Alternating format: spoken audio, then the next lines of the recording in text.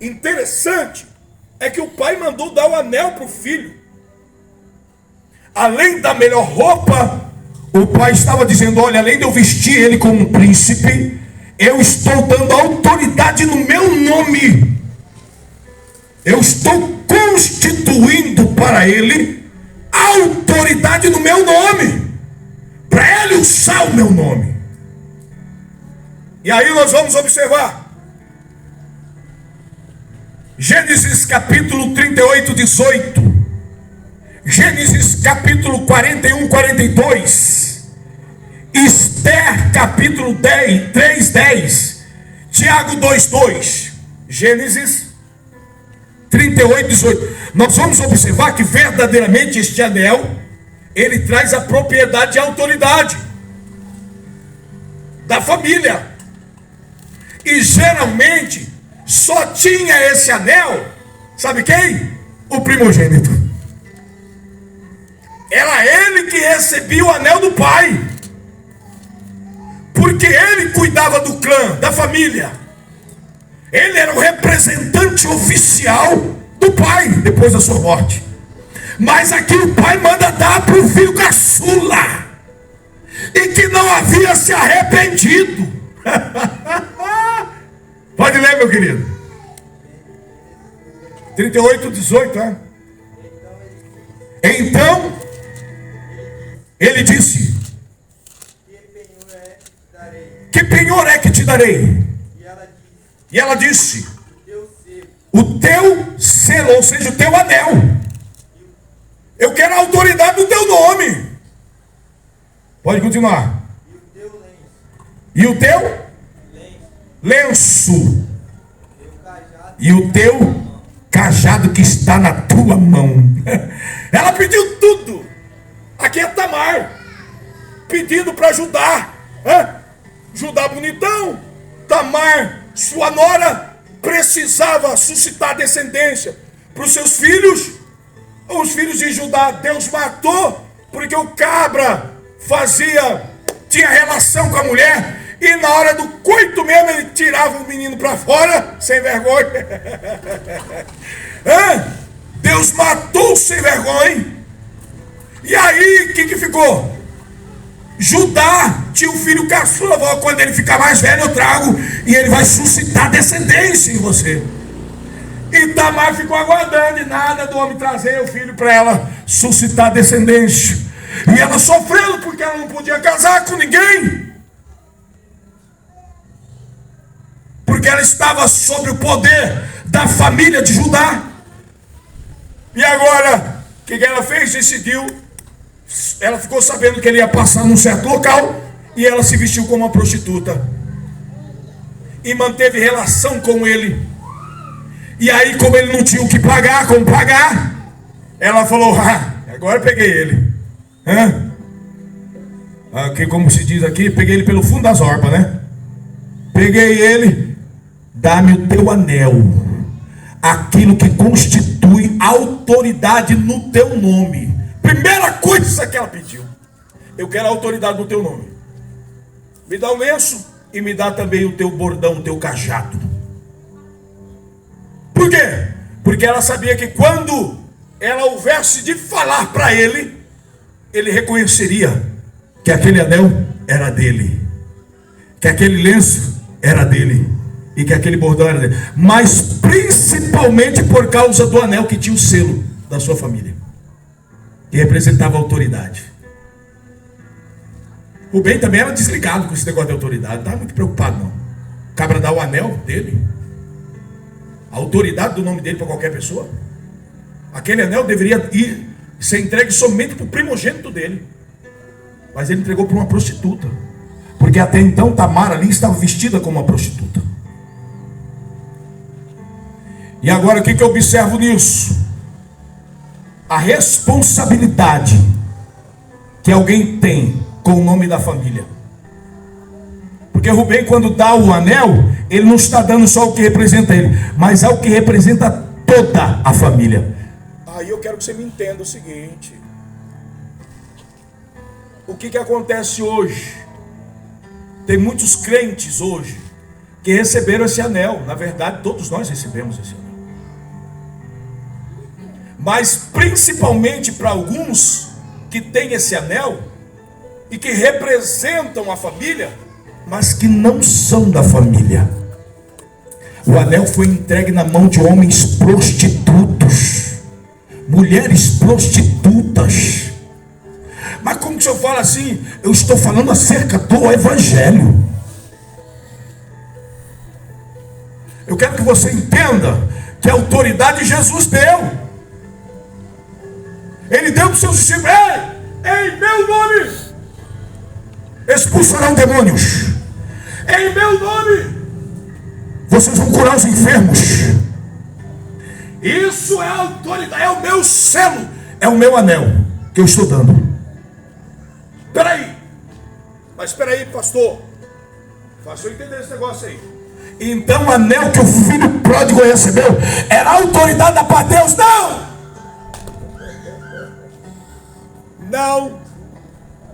Não era.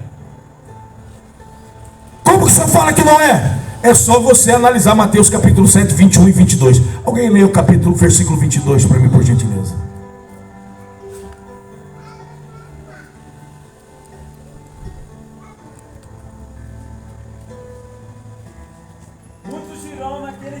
Muitos dirão naquele dia: Senhor, Senhor, não profetizamos nós em teu nome? E em teu nome não expulsamos demônios? E em teu nome não fizemos maravilhas? Continua. Então direi abertamente: Peraí. Nunca vos conheci. Apartai-vos de mim. Vós que praticais a iniquidade. Peraí. Então aqueles homens de Mateus capítulo de número 7, eles não tinham a presença do Espírito de Deus. Não. Efésios capítulo 1, versículo 13 e 14. Alguém leia para mim, por gentileza. 13, 14. Isso. Em quem também vós estáis. Depois que ouvistes a palavra da verdade. O evangelho da vossa salvação. E tendo nele também crido, foste selado com o Espírito da promessa. O qual é o penhor da nossa herança para a redenção e possessão de Deus para louvor da sua glória. Oh, aleluia! Você pode ver a diferença. Jesus está dizendo: ei, rapaz, essa galera aqui do poder, essa galera aqui recebeu sim anel, mas esse anel não tem o selo do penhor. Tem autoridade para expulsar, é meu nome só, mas não recebeu o selo. É o anel que dá autoridade no meu nome, mas não tem poder de selo. Não tem selo no anel. Aleluia. Se não tem selo, não tem presença.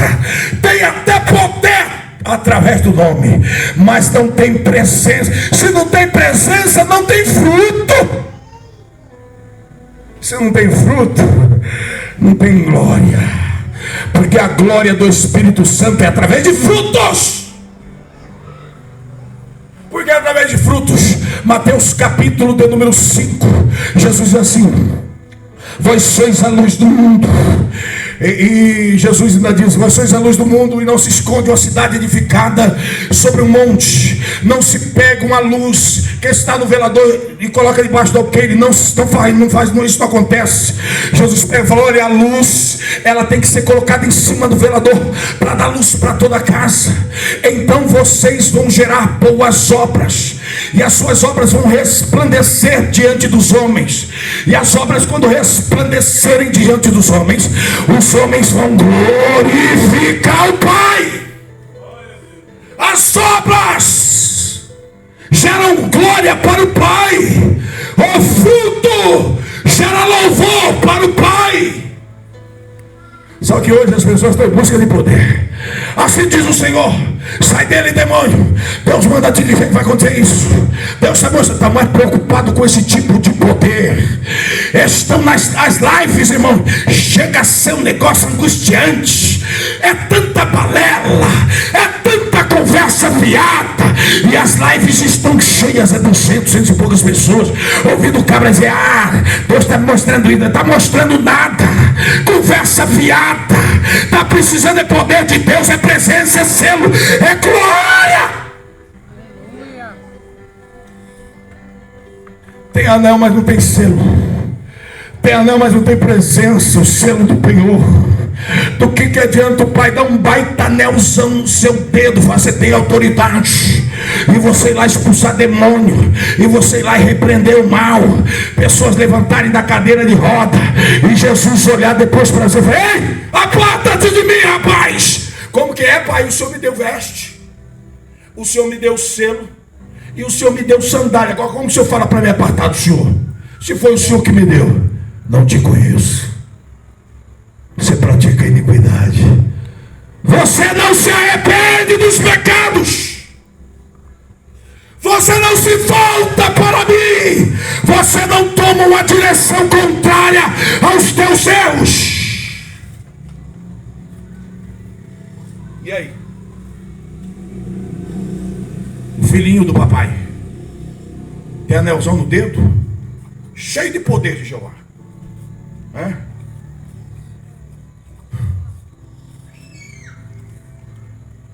Esther, mas fala tudo a mesma coisa. Esther, capítulo 3:10, se alguém quiser anotar. Tiago 2:2 também fala de homens que chegam com anel de ouro no dedo, cheio de honra, e os crentes honram mais a eles. Quando vê alguém chegar com um anelzão bonito, se o cabra pegar o microfone aqui, eu vi um vídeo hoje assim, a mulher só pegou o microfone para louvar ao Senhor com louvor. Começou: Deus me mostra aí. Filho, levanta aí. Ela falou assim: você que está com a calça cinza, camisa de tal cor, cabelo penteado do lado, eu nem estou te vendo direito, mas o Espírito de Deus está te vendo. A mulher descreveu o cabra assim. Foi como que não está vendo? Como descreveu o cabra? Não está vendo. Eu nem estou te vendo, mas o Espírito de Deus está. Falei: mentira do diabo. Por isso que a Bíblia diz que é pela nossa palavra que nós vamos ser condenados. Porque nós mesmos confirmamos a mentira que sai dela. Anel, não vou me apegar muito. Observamos essa autoridade nas mãos de muitos homens e mulheres que levantam as suas mãos em nome do Senhor Jesus, expulsam demônios, curam enfermos, fazem muitas maravilhas, mas não se arrependem dos seus pecados. Mateus 7:22 e 23. Do que adianta a autoridade no nome de Jesus nas tuas mãos, se você não tem o selo do penhor na sua vida, que gera em nós arrependimento? Aí que nós temos Efésios 1:13 e 14. Sandália. Não vai dar terminar não. Sandália. Interessante que a sandália, ela também representa algo que nos impede de sentir a santidade de Deus.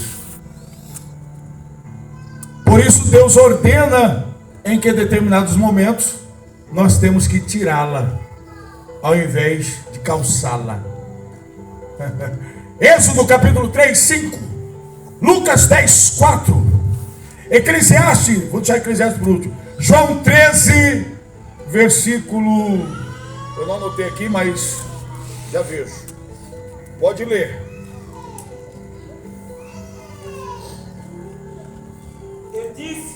Ele disse: não se chegues para cá. Hã? Não se chegues para cá. Tira os teus sapatos. Tira os teus sapatos. Teus pés. O original aí, sapato e sandália, viu? Sim, dos seus pés. Porque o lugar em que tu estás Porque o lugar em que tu estás é terra santa. é terra santa. Olha, Deus falou para Moisés: ei, Moisés! Bonitão. Tira a sandália do pezão seu, bonito. Interessante que o filho pródigo, o pai mandou calça. Coloca a sandália no pé dele. Você sabia que a planta do teu pé é o lugar mais sensível do seu corpo?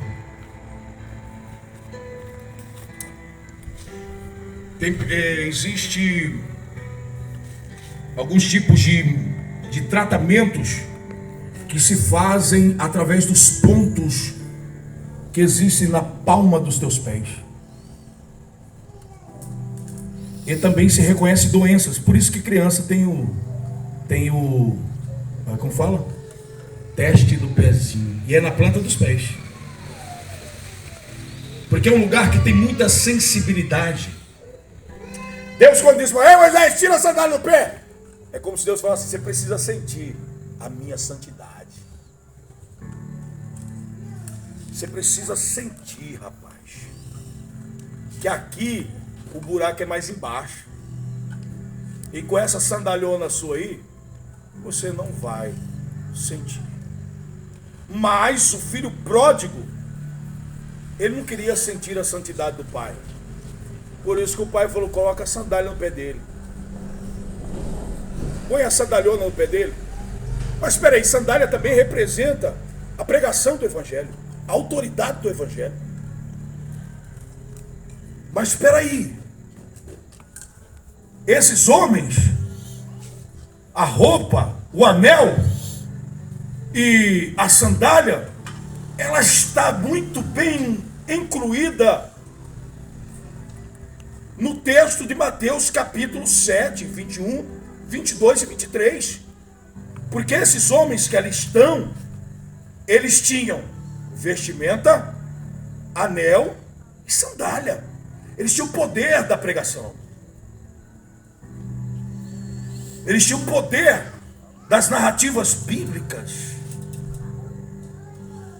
Mas todavia, essa sandália que eles tinham não serviam para eles. Sabe por quê?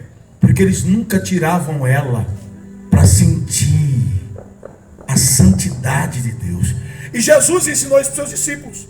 João, capítulo 13. João, capítulo 13.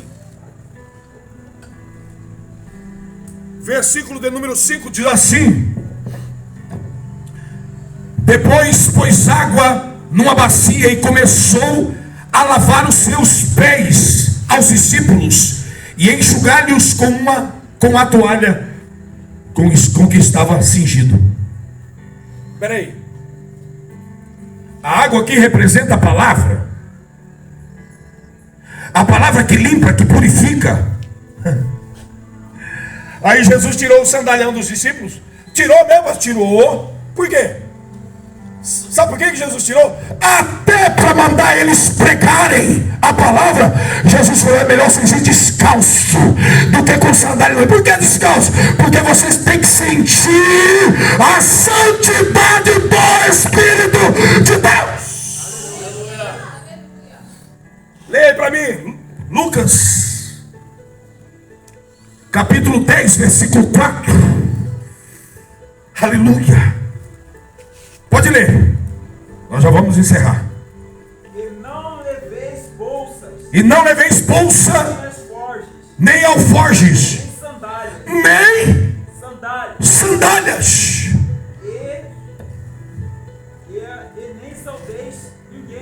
E nem saudeis ninguém pelo caminho.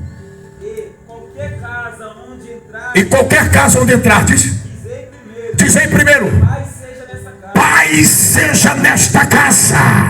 Aleluia. Isso é uma coisa que Jesus está dizendo. Ei, rapaz, quando vocês caminhar na minha presença, tem lâmpada para os teus pés, tem luz para o seu caminho, tem mais uma, pode andar, fica tranquilo, pode pisar no chão descalço, porque onde vocês pisar tem a minha glória, tem a presença do meu Espírito, tem a meu céu.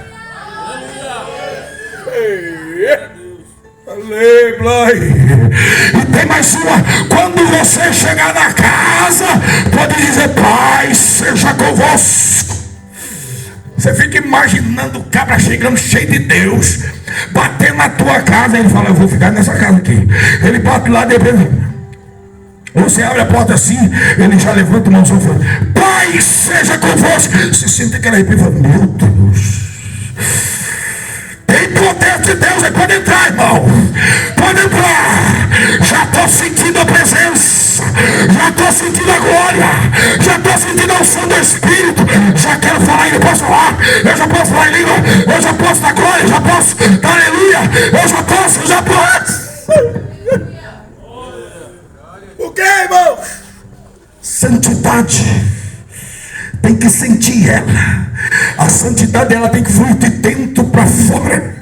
Aleluia. Mas Deus, ele, para ensinar isso para nós, ele manda tirar a sandália do pé.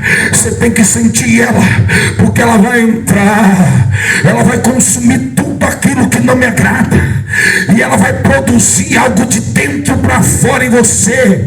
Moisés precisava entender esta verdade. Moisés precisava sentir essa glória.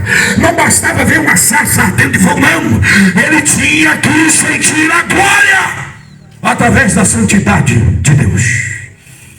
Aleluia. Oh, aleluia. João 13, versículo 5. Jesus, ele faz isso. Ele chama os discípulos, tira a sandalhona dos pés dos discípulos e começa a lavar com a palavra, com água. E você imagina a própria santidade tocando nos pés dos discípulos. Você imagina a glória. Quando pensa: ei, o Senhor não vai me lavar, não. Jesus fala: se eu não te lavar, não tem parte comigo. Por que não tem parte? Porque ele tinha que sentir a presença do Espírito. Ele tinha que sentir o contato com a santificação, com aquele que nos separa das coisas do mundo, que é o Espírito de Deus. E se ele não fosse lavado e tocado de uma forma diferente, ele não sentiria. Mas ele sentiu. Ele sentiu. E ele foi transformado. Aleluia. Porque ele sentiu. É diferente. Jesus, ele não quer colocar sandália no teu pé. Jesus, na verdade, ele quer tirar a sandália dos teus pés. Jesus, ele quer que você sinta a glória dele. Jesus, ele quer que você tenha humildade, presença, unção, que você tenha qualidade de vida na presença dele. Qualidade de vida que eu falo é você abominar as coisas desta terra. Qualidade de vida que eu digo é você renunciar os prazeres da sua carne, e somente através da santidade. Porque Hebreus, também o escritor aos Hebreus diz: segui a paz com todos e a santificação, porque sem a qual ninguém verá o Senhor. Aleluia. Isso é uma coisa que aquele filho pródigo, ele não tinha condições de sentir. Era a santidade do Pai, porque ele não queria. Porque nós, mediante o texto bíblico, nós vamos ver que na verdade ele queria a glória para si.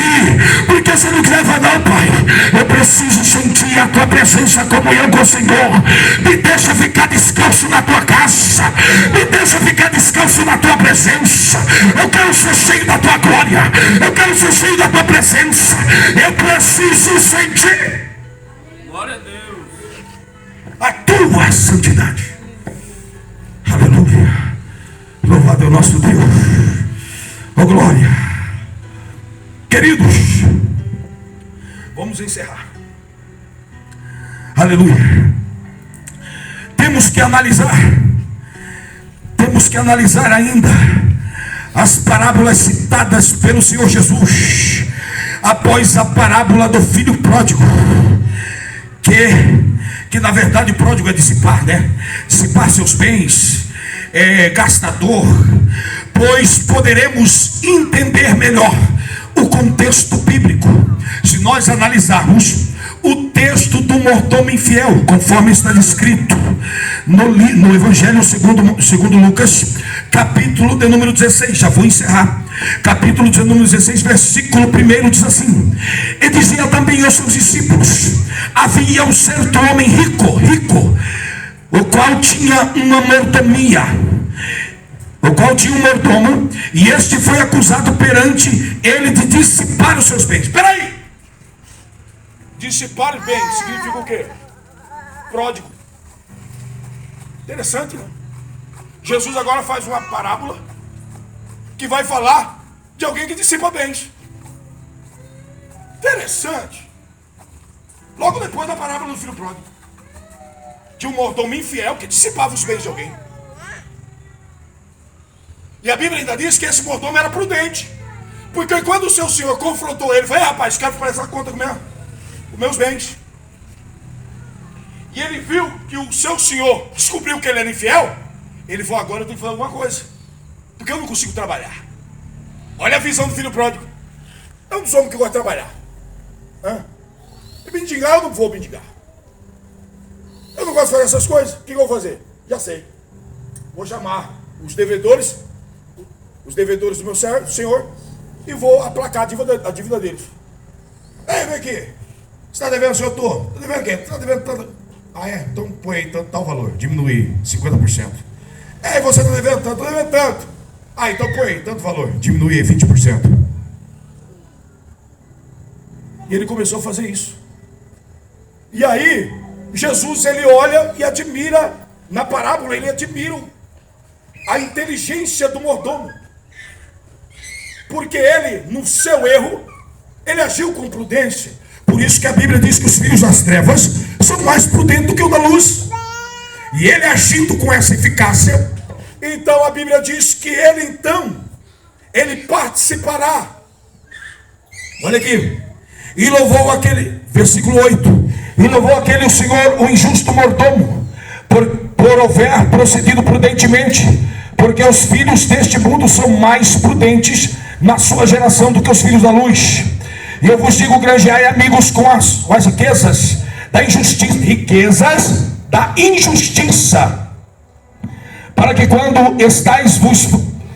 para quando estas vos faltarem, vos recebam eles nos tabernáculos eternos. Mas aqui é salvação? Não. Aqui não é salvação. Aqui Jesus não está falando de salvação. Até porque no decorrer do texto, Jesus ele diz que não pode servir dois senhores. Ou sirvo a Deus ou sirvo a Mamon. Ou eu sirvo a Deus ou eu sirvo o dinheiro.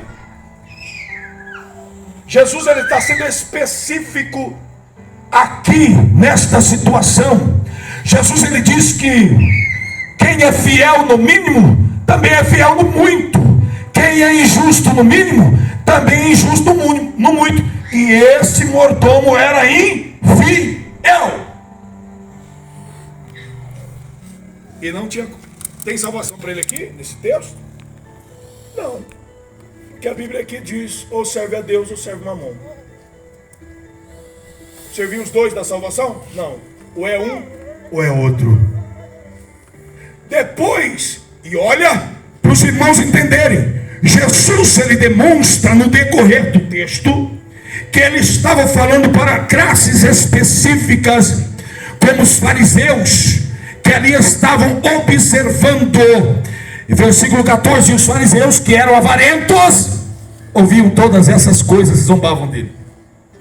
Por isso que os fariseus não suportaram ouvir a mensagem do filho pródigo.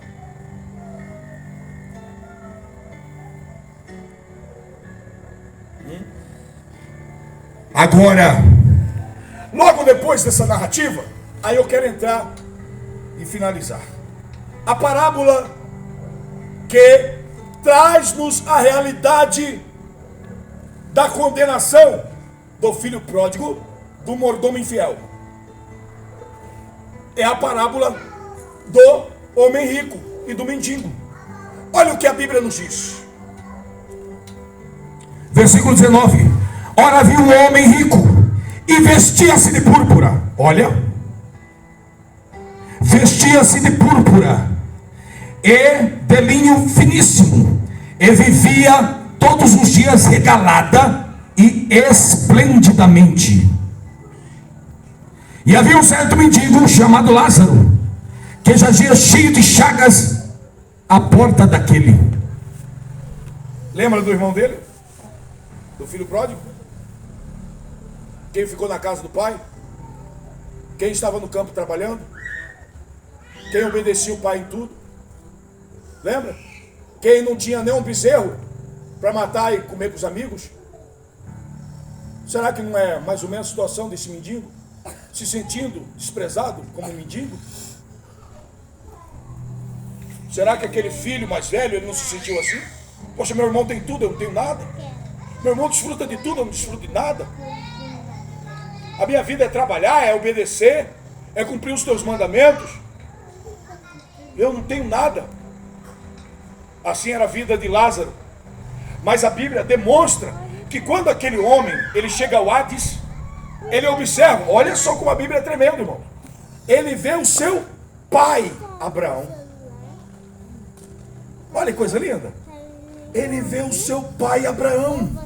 E ele diz no versículo de número 23: e no Hades ergueu os olhos estando em tormento, e viu ao longe Abraão e Lázaro no seio, e chamando disse a Abraão: meu pai, tem misericórdia de mim e manda Lázaro. Olha como a atitude dele, se não é a mesma do jovem, do filho pródigo.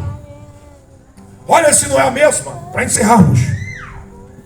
E clamando disse: Abraão, meu pai, tem misericórdia de mim e manda Lázaro que molhe na água a ponta do seu dedo e refresque a língua, porque estou atormentado em chama. Ele só preocupou com a necessidade dele.